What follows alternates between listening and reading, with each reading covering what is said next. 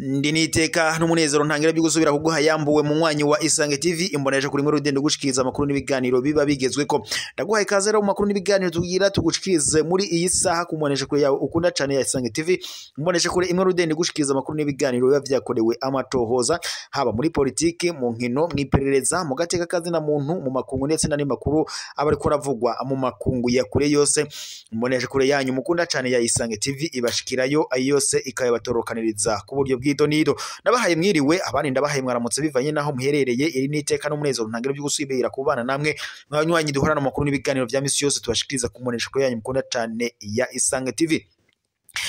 Reka ronda guhekaze ndanbonene ko nanakubareza zimwe mu ngingo nkuru amakuru yacu araza gushimikira ko n'ingingo nkuru zikurikira.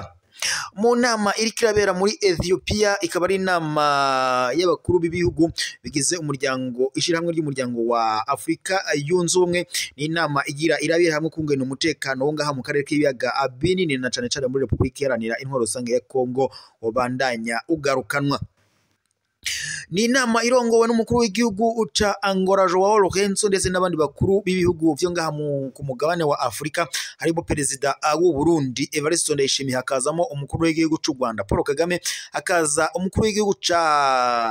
Kongo ari watwani Félix Tshisekedi Tshilombo ndetse n'abandi banyavyubahiro batandukanye harimo n'umukuru w'igihugu ca Uganda ndetse na Tanzania n'abandi bakuru b'ibihugu bigize uyu muryango wa Afrika yunze ubumwe bakaba rero bahuriye muri Ethiopia ngo barabira hamwe kungana umutekano wo ngaha mu karere k'ibiyaga binini na cane cane muri Republika Iharanira Intwaro Rusange ya Kongo wobandanya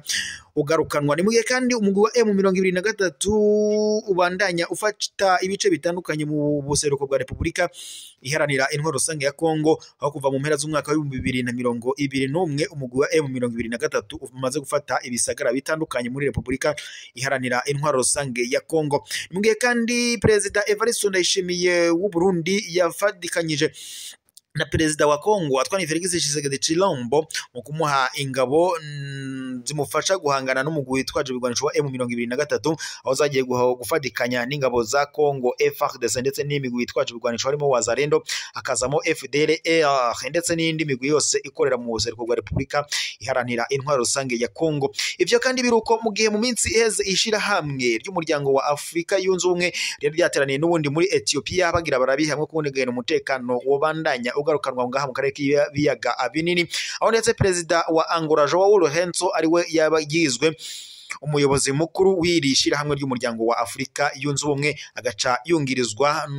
na nyene cubahiro umukuru w'igihugu c'u Burundi Evariste Ndayishimiye mu kibanza ca kabiri. Inama rero yari yabereye ngaha muri Ethiopia n'ubundi yagira irabire hamwe kungana n'ubundi umutekano wo ngaha mu karere k'ibiyaga binini wobandanya ugarukanwa aho ndetse bashize ko ingingo zitandukanye zo gushakira hamwe umutekano n'amahoro ngaha mu karere k'ibiyaga binini. Inama rero yabereye muri Ethiopia n'ubundi kwigenekerezo rya 31 ntwarante 2025 ikaba ari inama rero y'abakuru b'ibihugu bigize ishiramwe ry'umuryango wa Afrika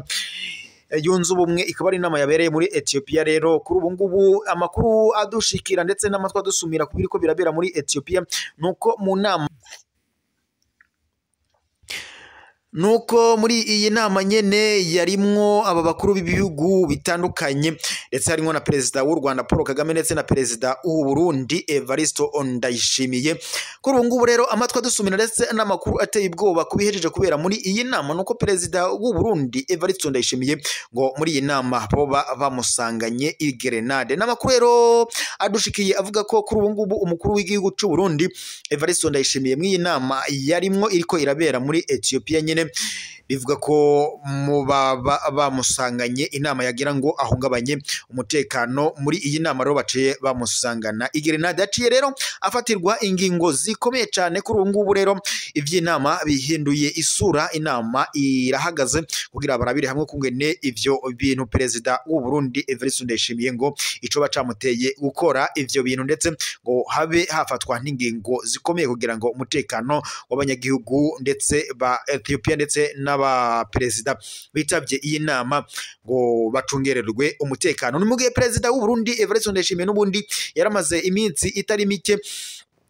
adafitanye umubano mwiza na mugenzi we w'u Rwanda Paul Kagame, aho rero perezida Evariste Ndayishimiye yavugaga ko ngo mu gihe umugwi wa M23 ngo ushobora kwinjira mu gihugu cy'u Burundi ngo uturutse mu ntara muri Uvira, ngo perezida w'u Burundi Evariste Ndayishimiye ngo atazokwita ko ari M23 ahubwo ngo bizokwitwa ko ari u Rwanda ruteye u Burundi, ndetse anaca acikiriza ibimenyesha makuru bitandukanye harimo nk'umumenyesha makuru wa BBC Gahuza Miryango, aho yabashikirije ko ngo nawe azohava atera igihugu kibanyi cy'u Rwanda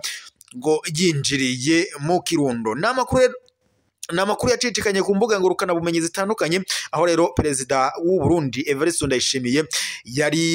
yagiranye ikiganiro n'umumenyesha makuru wa radio BBC Gahuza Miryango ivugira irondere mu Bwongereza. Kuri ubu rero biravuga ko kuri perezida Evariste Ndayishimiye yari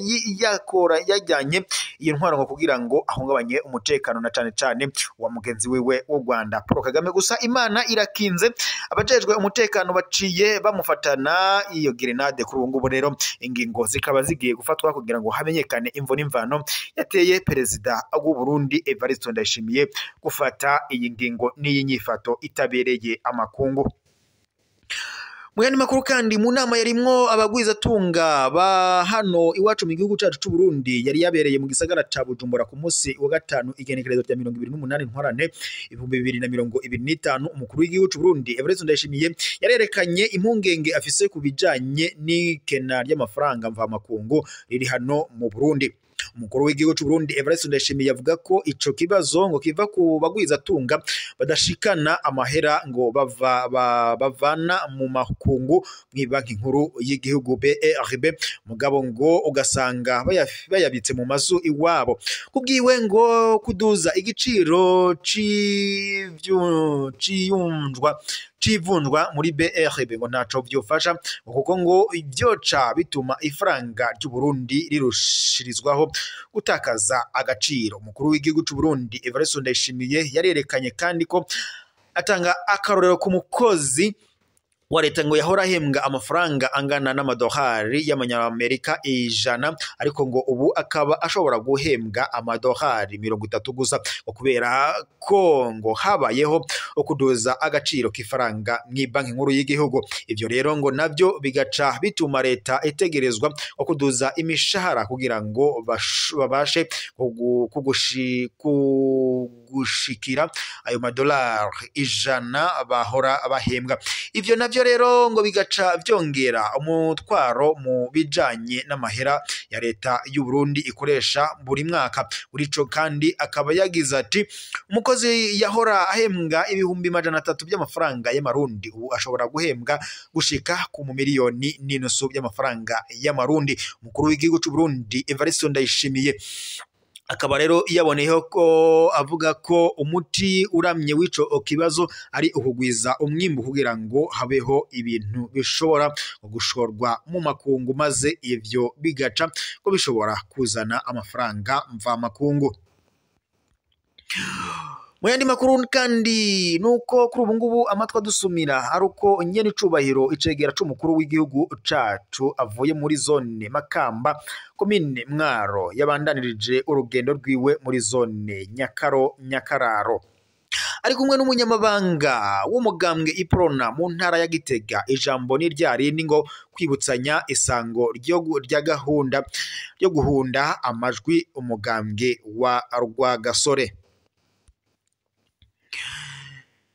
Reka rero mwese mwari mukurikiye amakuru n'ibiganiro tubashikiriza kumbonesha kuri yanyu mukunda cyane ya Isange TV, imbonesha kuri Rudende bashikiriza amakuru n'ibiganiro biba bigezwe ko haba muri politiki, haba mu nkino, haba mu iperereza, haba mu gateka kazi na muntu mu makungu ndetse n'andi makuru abariko aravuga mu makungu ya kure. Imbonesha kuri yanyu mukunda cyane ya Isange TV ibashikirayo igaca iyabegeranyiriza ku buryo bw'ido nido. Ryari iteka rero n'umunezero ntangere yo kuba twari kumwe namwe mu banywanyi mukunda amakuru n'ibiganiro tubashikiriza kumbonesha kuri yanyu mukunda cyane ya Isange TV, imbonesha kuri Rudende bashikiriza amakuru n'ibiganiro biba byakorewe amatohoza kandi biba bigezweko. Reka ronda kwibutse wowe wadukurikira uri mu gihugu cyacu cy'u Burundi mu bihinga bitandukanye, ibisagara bitandukanye, amazone atandukanye, uducimbiri dutandukanye bigize igihugu cyacu cy'u Burundi, mwese ndabateye yambo. Ntitwokwibagira kandi abadukurikira bari mu bihugu bibanye nk'u Rwanda, Repubulika Iharanira Intwaro Rusange ya Kongo, Uganda, Tanzania, Mozambique, Zambia, Malawi ndetse n'ibindi bihugu byose bigize umugabane wacu wa Afrika. Nabashije kudondora mu bandanye mugira ibihe byiza. Turaza gusubira mu makuru araza kubagezwe ko mwibuke gupfyonda sabone ndetse na partage kugira ngo amakuru azarabashikira gatanu kuri gatanu.